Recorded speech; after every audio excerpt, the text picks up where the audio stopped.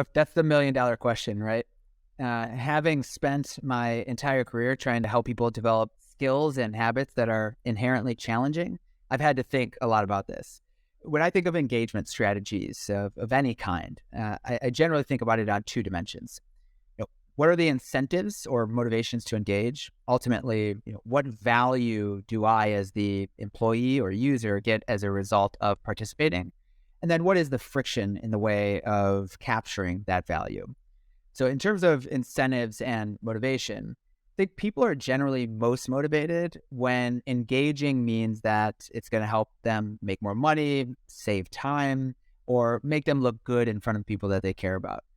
This is ultimately for us why so much of our focus is really centered on training hard skills that nearly guarantee an earnings lift in a reasonable time period post completion. This ultimately enables us to, really be able to show a significant and measurable outcome in dimensions that our students care most about, right? So really helping them advance their career.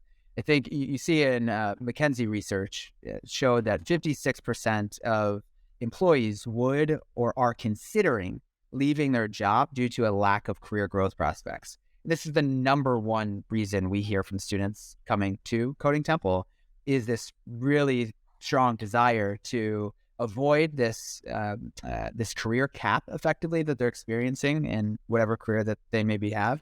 And they want to accelerate their career on a new path, ultimately, in this case, to technical roles. So we design very, very clear paths in terms of how you can realize and advance in a particular role. We are not in the business of just graduating students. We're in the business of training and advancing professionals, ultimately.